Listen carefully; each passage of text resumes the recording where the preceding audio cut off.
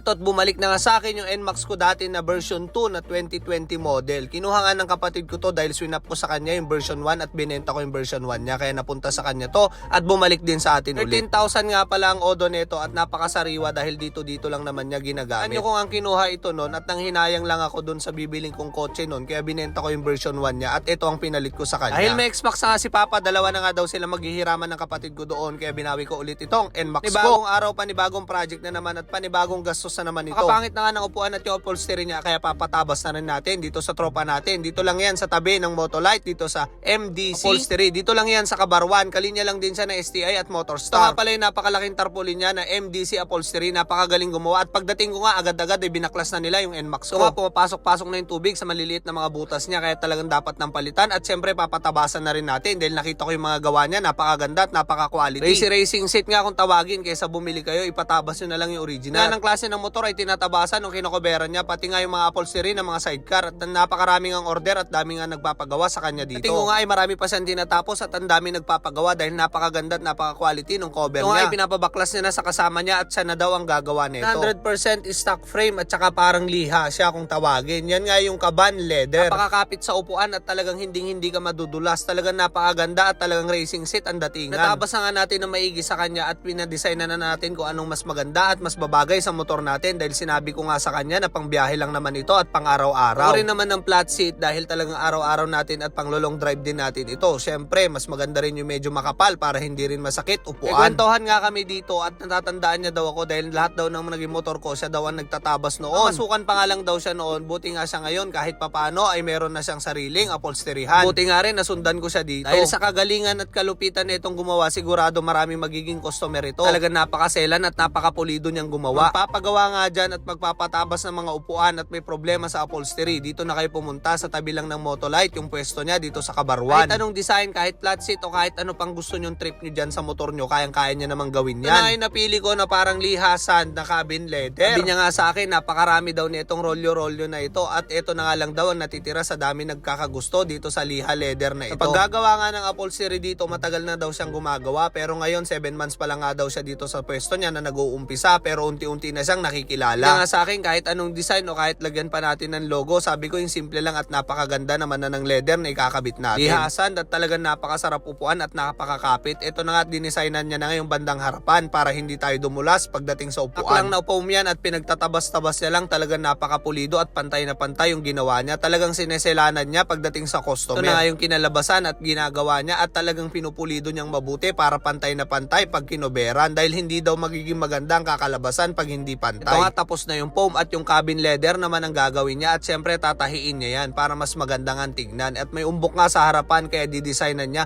at tatahiin niya nga ng left and right. Mapapansin nyo nga yung foam ng upuan ko butas-butas na kasi kaya nagdudumi na ng ganyan. Sinabi niya nga rin sa akin na papasukin ng tubig at magmamantsa-mantsa nga yung foam natin katulad nga ng nangyari niyan. Kaya talagang dapat pag may butas na yung upuan nyo ay talagang dapat pabalutan nyo na ulit na magandang upholstery yan. Dito unti-unti nang natatapos at tinatahi niya ng mabuti. Kasi pag nga nitong taong to at talagang napakabait sa mga customer at sunod-sunod ang customer niya at talagang inaasikaso niya nga lahat. Wala pa nga isang oras ay natapos niya na yung upuan ko kaya nga lalagyan niya rin daw ng supot para kahit papano ay hindi mabasa yung loob kahit mabutas. Napakagaling at napakalupit nga nitong gumawa. Talagang ire-recommend ako nga siya sa mga kilala ko. Siyempre pati yung tricycle ko ay ipapa-upholstery ko na rin sa kanya dahil sa 5 taon ng tricycle ko ay hindi pa napalitan ng upholstery at medyo luma na rin. Makakapanood nito, sabihin nyo lang sa kanya na napanood nyo ito ay bibigyan niya daw kayo ng magandang discount. Talagang wala namang problema at napakamura ng mga upholstery niya dito. Ilang yun, talagang aasikasuhin niya at tatapusin niya talaga lahat ng mga customer niya. Hindi yung katulad ng ibang upholstery na balikan mo hanggang sa hindi naman nagagawa at napakatagal nga nilang gumawa. Ito na nga't nakangiti na ako dito dahil tapos na yung racing seat natin. Talagang napakaganda ng kinalabasan, talagang parang original. Tinapon yung luma kong upuan at pinalitan ng bago pero ang totoo niyan, inayos niya lang na mabuti at talagang napakaganda ng kinalabasan. Ano pang hinihintay nyo? Pasyal na kayo dito sa Kabarwan sa tabi lang ng Motolite yan. Pasyal kayo dito kay Utol Marvin at nung nakilala niya nga tayo, nag-iwan na rin tayo ng sticker dito kay Utol Marvin. Tingnan nyo naman yung pagkagawa niya. Napakalupit at napaka-quality ng ginagawa niyang mga upuan. Kung may mga problema kayo sa mga upuan at upholstery nyo, sagot na ni Utol Marvin yan. Kung gusto nyong pumogi at gumanda rin ng mga motor nyo, dito na kayo magpagawa. Tingnan nyo naman kung gaano ka-quality at napakaganda nga nung kinalabasan ng upuan natin. Highly recommended, 100% magugustuhan nyo yung gawa ni Utol Marvin dito sa shop niya. Talagang napakaganda pagdating sa upholstery at pagkakat ng mga upuan naman ay napakaselan. Ito na nga, inabutan na nga tayo ng ulan at na-testing kaagad natin kung gaano ka-quality yung upuan na ginawa ni Utol Marvin. Ito na nga yung Kaban leather na parang liha type siya. Lihasan kung tawagin, napakaganda at napakapulido. Napakagandang hawakan at napakakapit upuan. Pakadali niya nga lang din punasan kahit nabasa siya o magwashing kayo. Napakabilis niya lang matuyo. Ulit-ulit kong sasabihin, dito lang yan sa Kabarwan, sa MDC Upholstery. Kaya ano pang hinihintay nyo? Tapusin nyo na yung mga problema nyo sa upholstery at dito na kayo kay Utol Marvin magpagawa. Maraming salamat sa lahat ng manonood.